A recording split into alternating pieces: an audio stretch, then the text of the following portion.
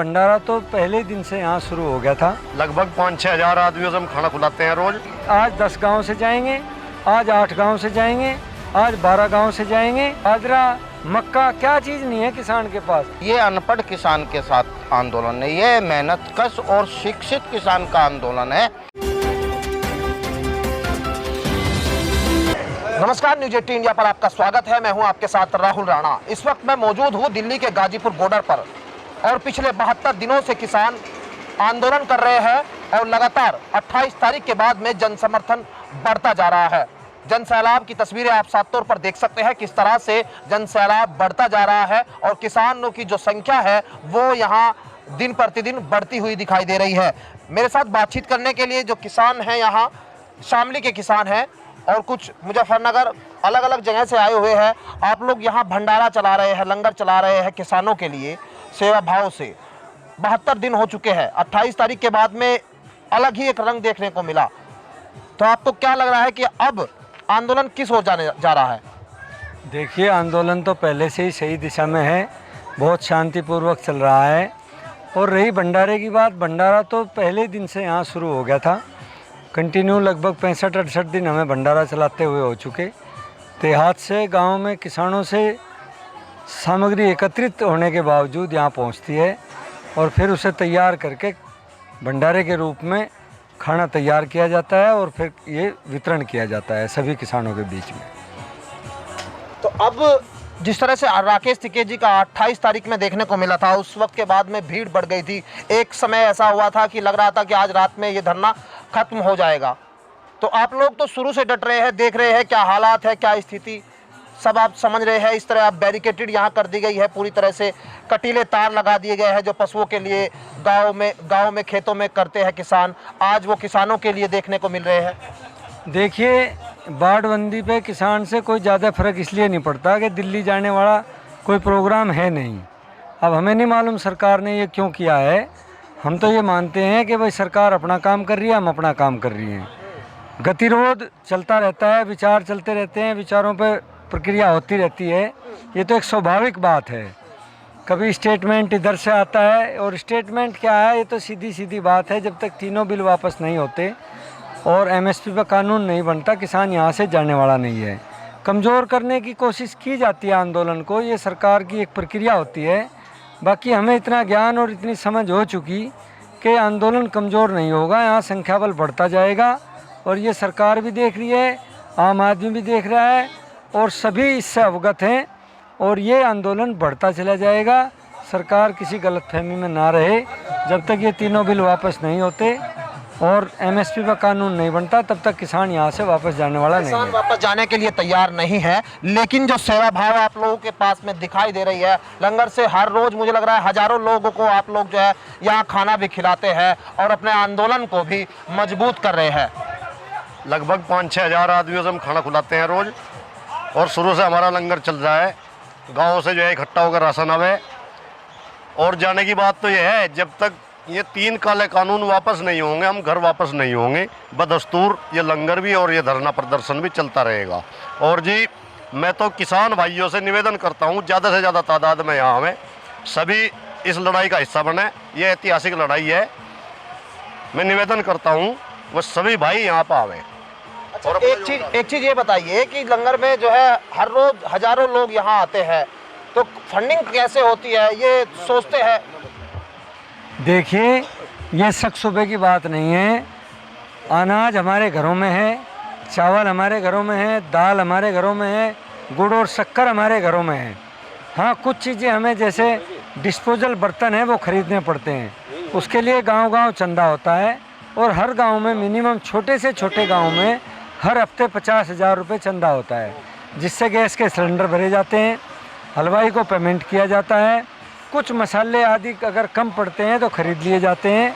Otherwise गेहूं के आटा, दाल, चावल, गुड़, शक्कर, बूरा, ये सब चीज़ें जो हैं गांव से एकत्रित होकर यहाँ पहुँचती हैं। और गांव लगे हुए हैं कि आज 10 गांव से जाएंगे, आज 8 गांव से जाएंगे, आज 12 गांव से जाएंगे। यहाँ फंडिंग की ज़रूरत है ही नहीं किसी को, पैसे की तो यहाँ रिक्वायरमेंट है ही नहीं। यहाँ किसानों को खाना चाहिए, साधारण खाना खाते हैं किसान घर में, यहाँ भी साधारण खाना बनता है, हालांकि सुबह यहाँ हलवा बनता है, दोपहर को दाल चावल या छोले चावल बनते हैं, चाय चलती है, इसके बावजूद शाम को आलू पूरी की सब्ज़ी बनती है, चपाती भी होती हैं। हम तो साधारण खाना बनाने और खाने वाले आदमी हैं, तो इसमें हमें कहाँ फ़र्क पड़ता है। इतना अनाज तो हमारे गांव में हर घर में है कि साल भर का अनाज तो रखा होता है, और 2-3 महीने बाद फिर गेहूँ आ जाएंगे, फिर चावल आ जाएंगे, फिर दाल आ जाएगी, बाजरा मक्का, क्या चीज़ नहीं है किसान के पास। किसान खुद उगाता है, खुद खाता है, बल्कि देश को भी खिलाता है। ये एक प्रक्रिया होती है किसी भी आंदोलन को लंबे तौर पर चलाना। लंबे तौर पर जब ही वो आंदोलन चलता है, जब उसे तरीके से चलाया जाता है।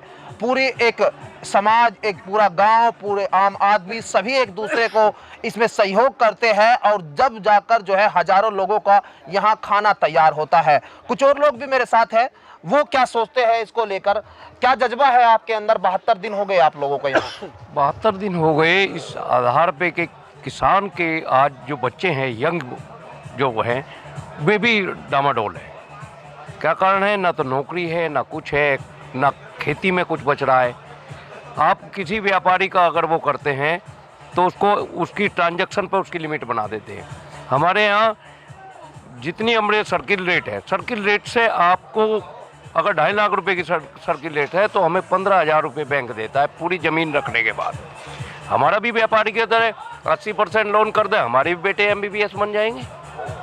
तो कारण क्या है कि किसान को तो हर तरह से पीसा गया है। बिल्कुल, आज जो किसान है वो आज सब समझता है और उसे सब मालूम है, क्योंकि अब वो मलिक साहब, अब वो किसान तो नहीं रहा कि जो तस्वीरों में दिखता है कि कंधे पर फावड़ा होता है और डोल पर, मेड़ पर बैठकर जो है किसान आंसू रोता है। वो तस्वीरें एक बहुत पुरानी हो गई, क्योंकि आज आधुनिक ज़माना है। किसान जींस भी पहनता है और फॉर्चूनर गाड़ी से भी चलता है। किसान के बच्चे आज IAS IPS और बड़े पॉलिटिशियन में भी आप आ गए हैं। तो आप लोग कैसे देख रहे हैं कि अब जो जैसे आरोप इस आंदोलन पर लगातार लग रहे हैं, वो कहते हैं कि अब इसको जो है पूरी तरह से विपक्ष ने हाईजैक कर लिया, क्योंकि 28 तारीख के बाद में जो यहाँ लोग हैं वो राजनीतिक लोग भी दिखाई दे रहे हैं। कल संजय राउत भी टिकैत साहब से मिले थे, उससे पहले अजीत सिंह से भी बातचीत हुई, जयंत भी है, अब जगह जगह पंचायत भी आप लोग कर रहे हैं। किस ओर जा रहा है ये आंदोलन? देश 92 साल की क्रांति के बाद देश आज़ाद हुआ था। अब किसान की आज़ादी की बात है, किसान अपनी आज़ादी की लड़ाई लड़ रहा। रही बात पक्ष और विपक्ष का, इन्हीं लोगों ने, जहां विपक्ष आज आ रहा है आंदोलन में, इन्हीं लोगों ने भारतीय जनता पार्टी की सरकार बनवाई थी। और किसान किसी के बहकावे में नहीं है। किसान के बच्चे जब स्कूल में जाने लगे, अच्छी नौकरियों पे जाने लगे, शिक्षित हो गए, इंटरनेट चलाना जान गए, गूगल पे सब कुछ सर्च करना जान गए, जब तभी तो किसान ने देखा ये हालत क्या है, इन कानून से क्या होने वाला। अन्यथा अगर किसान शिक्षा की तरफ ना जाता, कि शिक्षा की तरफ ना बढ़ता, इन लोगों ने तो प्राइमरी स्कूल में जो है केवल खाने तक की व्यवस्था तक बच्चे सीमित कर दिए। लेकिन किसान आगे बढ़ा और कॉन्वेंट स्कूलों में किसानों ने अपने बच्चे भेजे, और जब कुछ देखा क्या होने वाला है किसान के साथ, तभी ये आंदोलन हुआ। और अब ये अनपढ़ किसान के साथ आंदोलन है, ये मेहनत कश और शिक्षित किसान का आंदोलन है। और निश्चित रूप से चाहे इसमें 4 साल लगो, किसान आज़ादी की लड़ाई लड़ता रहेगा और कामयाब होगा। बिल्कुल, देखिए किसान जो है वो अपनी लड़ाई के लिए अड़ा हुआ है। कहे कि वो हट पर नहीं है, अगर कह रहे हैं जिस तरह की हट है, ये हट नहीं है। वो हट अगर कहे तो वो अपने हक की हट है। आज पूरा जो पंजाब के किसान थे, उन्होंने भी जो है समर्थन पहले से ही दिया था।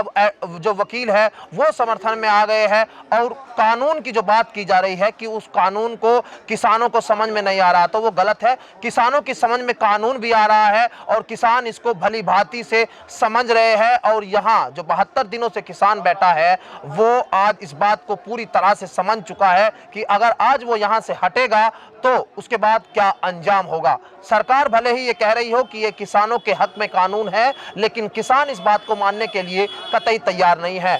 अब ये आंदोलन कितना लंबा जाएगा ये देखना होगा। सहयोगी आरिफ चौधरी के साथ Rahul Rana, news 18 India, Delhi Ghazipur border.